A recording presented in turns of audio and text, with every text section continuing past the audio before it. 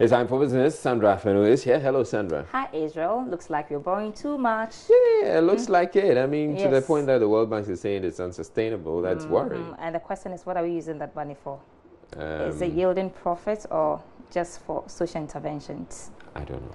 Well, I'll tell you more in business. Okay. Hello, good evening. My name is Sandra and as always, I'm here for business. The World Bank Group has once again warned Ghana to be wary of its high debt levels as the country's debt situation becomes unsustainable. Speaking at the 24-hour economic marathon in Accra, the World Bank Country Director for Ghana, Pierre Laporte, reiterated the need for government to put in place measures to reverse the trend. Recent data released by the Bank of Ghana shows the country's total debt stock had hit 200 billion cedis as of May 2019. The country's debt stock also increased by 2 billion cedis between March and May this year, placing Ghana among high-risk debt-distressed countries. Despite assurances from government of mitigating the trends, World Bank Country Manager for Africa maintains the country needs to be mindful of its increase in debt levels. Actually, the World Bank, we're quite concerned about the trend. Recent trend in debt, because we see across the continent debt rising, and there are fears that we are going back to the pre-HIPC time when the debt in Africa was sustainable, and it appears that all the gains that we realized through the HIPC initiative have been eroded or are close to being eroded. My take is that borrowing itself is not a problem. I mean, we need to borrow for development, but it's a sustainability of debt that we all talk about all the time. So Africa has to be careful, and Ghana is no exception. The country manager for Africa was speaking at the World Bank's 24-hour live econothon that engaged audience on key development challenges as well as the World Bank's role in economic development. Chief Economist for Africa, Albert Zilfak, advised governments must nonetheless put their incurred debts to efficient use.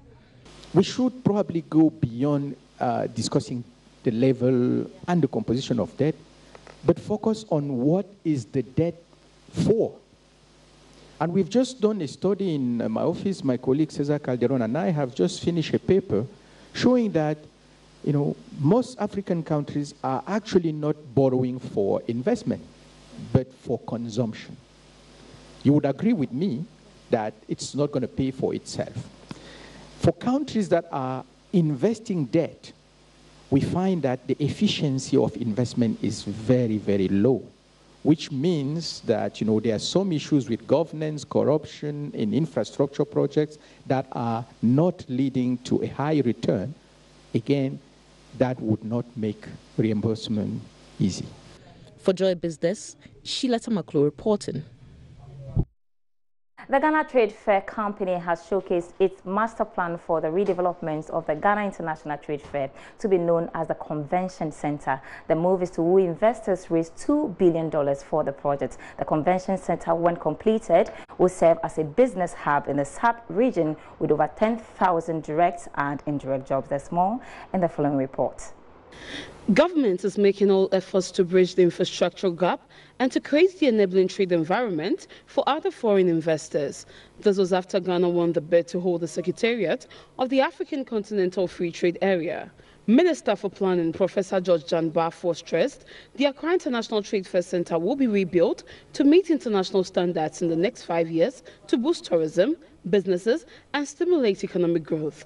He indicated that the redevelopment project will cost an estimated amount of $2 billion and is expected to provide over 10,000 direct and indirect jobs. He was speaking at the official launch of the Ghana Trade Fair Site Redevelopment Project Investor Conference here in Accra. Within the next 5 years, we can deliver to the people of this country, and indeed within this region, a first-in-class convention center with exhibition facilities that will facilitate world-class trade and investment and provide an environment for continuous economic activity all day and all year round. The Finance Minister, Khoury, on his part noted that government is creating the enabling environment for businesses to thrive and to make the country an economic hub. We are pushing for Ghana to be the international financial services center. On top of that is also the petroleum hub, which we are going a long way to do because of our safety and security. Even the security products of petroleum that Nigeria and our neighboring countries need can be here for us. With the finds that we are now identifying in oil and gas with Acres and Total, etc., and Exxon, it's now the beginning of also us as a future real oil and gas place. So petroleum hub is also on its way. CEO of Ghana Trade Fair Company Limited on her part said the 150-acre land will be put to good use to make Ghana the preferred destination for business. A project of this size, not only is it not cut and dry, it is an ambitious timeline. But we have wasted so many years waiting for this. So if I come in and then I say, oh, I have 20 years, it won't work, right? We want only serious investors. We want only serious developer. If your developer and your timeline is 15 years, this is not the project for you. There will be a groundbreaking in the third quarter of 2019, and the project will also commence around that same time. In other stories tonight, Ghana's export volumes to the Caribbean island of Barbados will in the coming month be increased following the establishment of a business chamber to facilitate export and bilateral trade between the two countries. The Barbados-Ghana Business Chamber is expected to open Ghana's businesses and investment community to ready opportunities. Tourism, international business and bilateral trade are key on the agenda. Chairman of the Barbados-Ghana Business Chamber, Lawrence Akosen, outlined the major areas of investment that the Barbados-Ghana Business Chamber will prioritize. Move by the leadership of both countries, and we welcome the developments as it helps to push our agenda forward. Our main aims as a chamber are, one, to establish and grow business relationships between Ghana and Barbados. Secondly, we leverage social-cultural converging platforms to develop tourism and economic growth between the two countries. The Ghana Standards Authority, which was represented, expressed satisfaction over the establishment of the chamber. Head of Public Relations for the Standards Authority, Dr. Kofi Amponsah-Pediako, says the regulator will play a role to ensure all goods from Ghana meet international standards. It is not just anything that will be produced.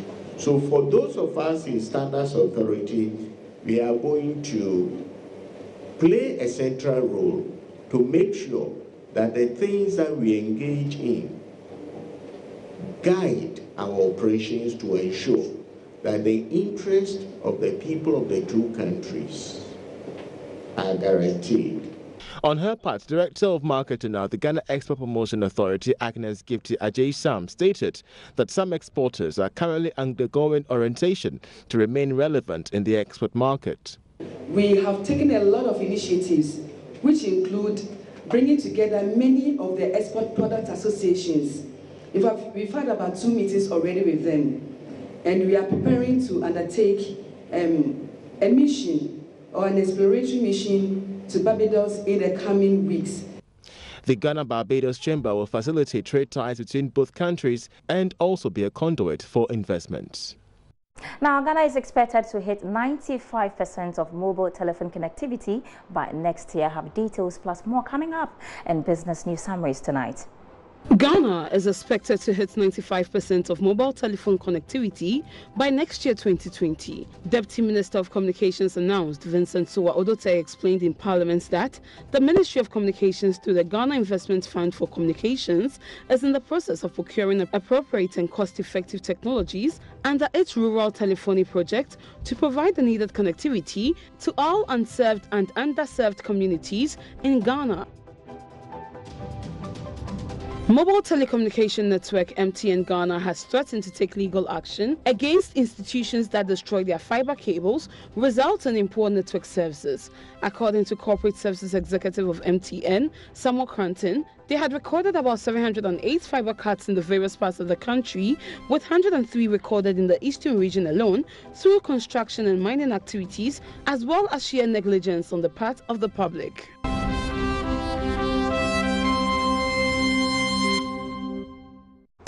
Hello again, welcome back to Business. My name is Andrea Sinamap, and Finance Minister Ken Ofori-Atta has promised to ensure internally generated revenues are used prudently and distributed equitably to develop the economy. Mr. Ofori-Atta gave the assurance as he prepares to present the mid-year budget review and supplementary budget next Monday. I think the years ahead are going to demand even stronger intervention in these areas, and for you to continue to use your branch network across the country to promote the type of decentralized growth that we need for real growth to occur. So, Mr. CEO and team members, we really do appreciate. We still got some long ways to go. You know, revenue to GDP is about 12.6%, and we need to move to 19%. So the interventions of service provided by GCNet are going to be very crucial to the way forward in terms of preventing leakages, etc. And so we are looking forward to engaging more, getting GRA to be a lot more efficient than it has been in the past. We did on June 1st change all the 3 commissioners. And I think this is the first time in the history of the authority that the commissioners are from outside. That is basically indicating, you know, the commitment to really create the new GRA man or woman to be able to protect the public purse and increase, you know, our revenues. And we can't do that without technology, you know, and the more technology as GCNet, TRIPS, etc. provides, the more effective we'll be.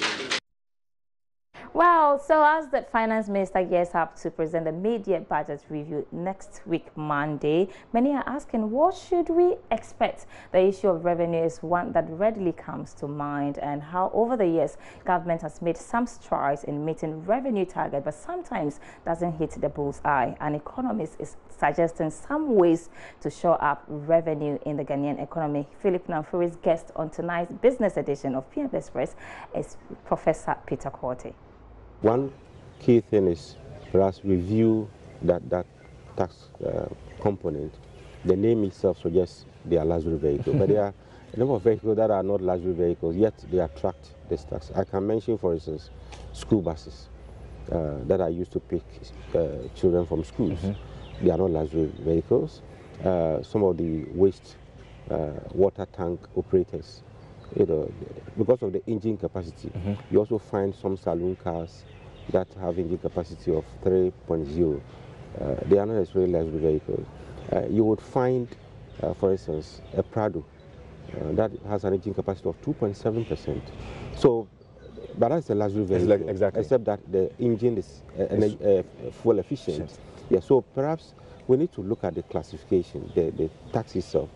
Is it luxury we want to tax, or we want to tax fuel efficiency?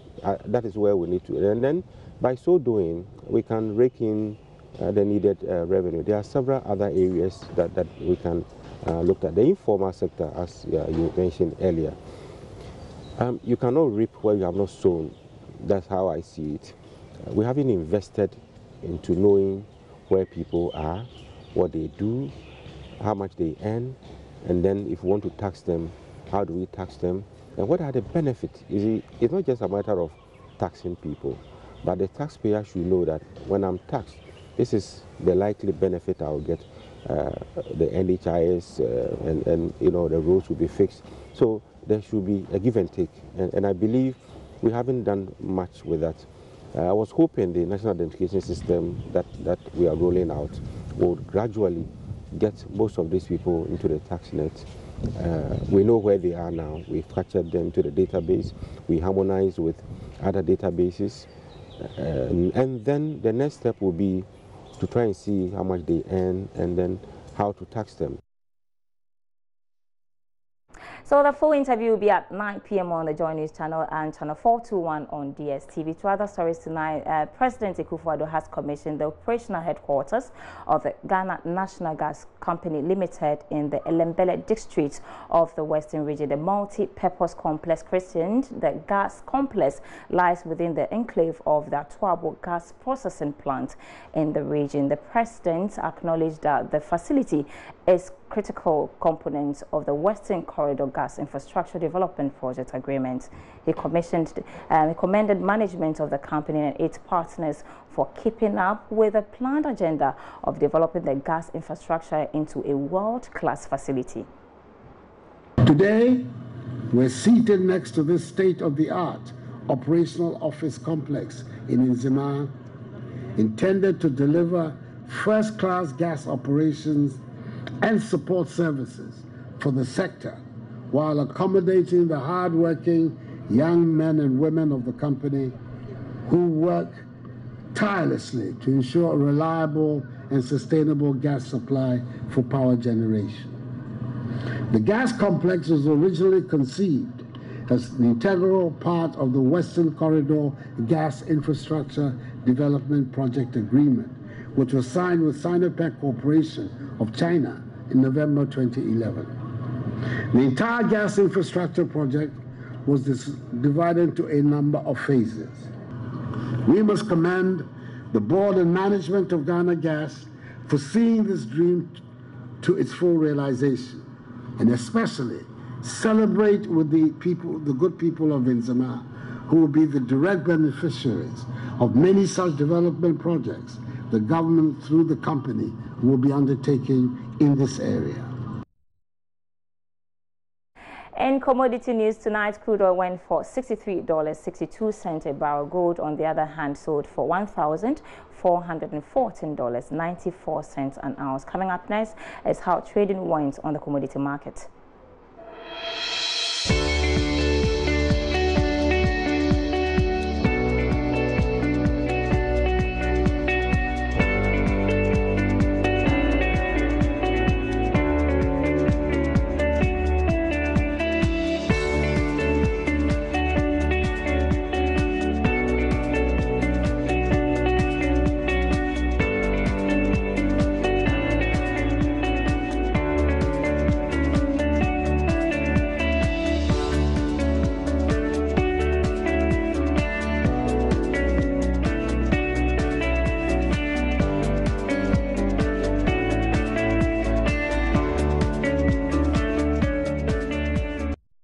That's all for business with me, Sandra Esenam. There's more news on our website, myjawline.com/.